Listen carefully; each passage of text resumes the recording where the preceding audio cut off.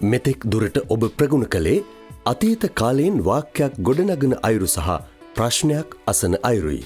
අතීත කාලයෙන් sannivedanaya කරන ආකාරය ඔබ නිවැරදිව ප්‍රගුණ කළේ නම් ඔබට පහත සඳහන් අභ්‍යාසය නිවැරදිව සම්පූර්ණ කළ හැකි වනු ඇත.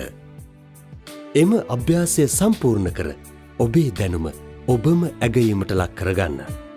සිංහල හඬට පසු දී ඇති කෙටි කාලය තුළ ඊට අදාළ ඉංග්‍රීසි පරිවර්තනය මනසින් ගොඩනැගීමට උත්සාහ කරන්න.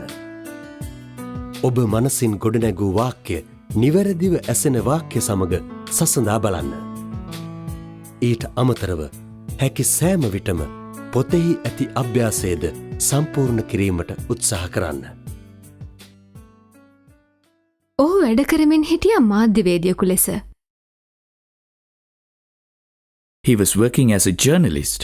ඔහු මිය ගියා මාස 2කට කලින්. He died 2 months ago. මට බැරි වුණා එන්න ඔහුගේ අවමගුලට. I couldn't come to his funeral. මොකද මම හිටියේ නුවරේ දවස්වල. Because I was in Kandy those days.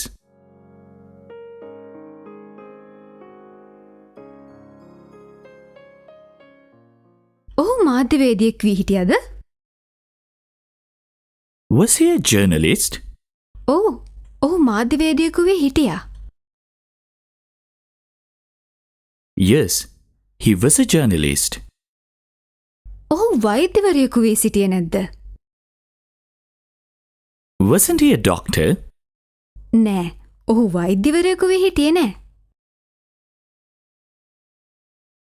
No, he wasn't a doctor.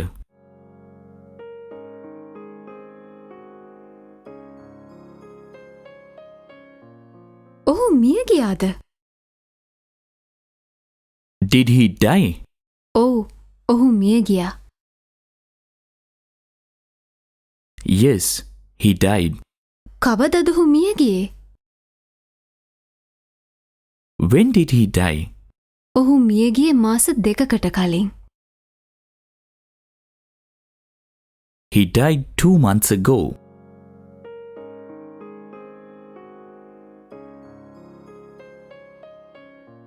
ඔයා ඔහුගේ අවමගුලට සහභාගී වුණාද?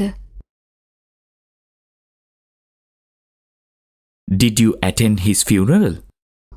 නෑ, මට ඔහුගේ අවමගුලට සහභාගී වෙන්න බැරි වුණා. No, I couldn't attend his funeral. ඔයා කොහෙද හිටියේ? Where were you? මම හිටියේ නුවර. I was in Kandy. නිවැරදිව ප්‍රගුණ කිරීමෙන් පසුව වුවද නැවත නැවතත් මෙය පරිශීලනය කිරීමෙන් ස්වභාවිකව සහ චතුර ලෙස ඉංග්‍රීසි භාෂාව හැසිරවීමට ඔබට හැකිවනු ඇත.